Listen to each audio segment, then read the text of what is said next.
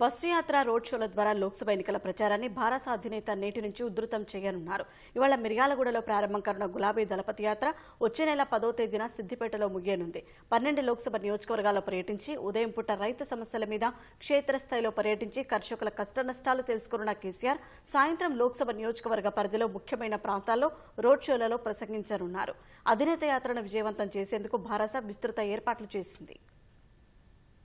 లోక్సభ ఎన్నికల ప్రచారాన్ని ఇప్పటికే ప్రారంభించిన భారత రాష్ట్ర సమితి అధినేత కేసీఆర్ నేటి నుంచి బస్సు యాత్ర చేపట్టనున్నారు. ఇప్పటికే కరీంనగర్, చేవెళ్ల, మెదక్ బహిరంగ సభల్లో పాల్గొన్న ఆయన ఇవాళ్టి నుంచి రోడ్ షోల ద్వారా ప్రచారాన్ని మరింత ముమ్మరం చేయనున్నారు. మిర్యాలగూడతో ప్రారంభించి లోక్సభ నియోజకవర్గాల వారీగా రోడ్ షోలు నిర్వహించనున్నారు. మధ్యాహ్నం 1 గంటకు తెలంగాణ భవన్ నుంచి ఆయన బస్సు యాత్రకు శ్రీకారం చుడతారు. తెలంగాణ తల్లి విగ్రహానికి పూలమాల సమర్పించిన తర్వాత కేసీఆర్ బస్సు యాత్ర ప్రారంభిస్తారు. భారాస నేతలు భారీ ర్యాలీగా వెళ్లనున్నారు. ఉప్పల్, ఎల్బీనగర్, చౌటుప్పల్, నల్గొండ, మాడుగులపల్లి మీదుగా మిర్యాలగూడ వెళ్లనున్న గులాబీ దళపతి సాయంత్రం అక్కడ రోడ్ షోలో ప్రసంగిస్తారు. అనంతరం రాత్రి 7 గంటలకు సూర్యాపేట రోడ్ షోలో పాల్గొంటారు. మొత్తం 17 రోజుల పాటు 12 లోక్సభ నియోజకవర్గాల్లో కేసీఆర్ రోడ్ షోలు నిర్వహిస్తారు. చివరి రోజైన మే 10వ తేదీన సిరిసిల్లలో రోడ్ షో, సిద్దిపేటలో బహిరంగ సభ నిర్వహించి ముగిస్తారు.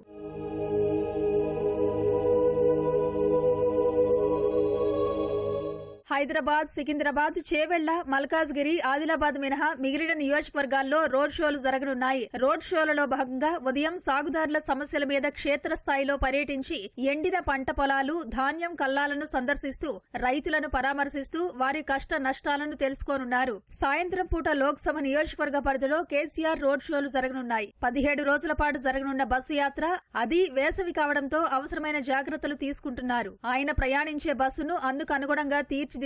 అవసరమైన చోట వినియోగించుకునేందుకు వీలుగా చిన్న బస్సులను సిద్ధం చేశారు. యాత్రకు సంబంధించిన పలువురు నేతలకు ప్రత్యేకంగా బాధ్యతలు అప్పగించారు. వారు బస్సు యాత్ర, రోడ్ షోకు సంబంధించిన అన్ని అంశాలను సమన్వయపరిచి పర్యవేక్షించనున్నారు. యాత్ర పొడవునా 100 మందికి పైగా వాలంటీర్లు సేవలు అందించనున్నారు. రక్షణ వ్యవస్థ కోసం బౌన్సర్లను ఉపయోగించుకోనున్నారు.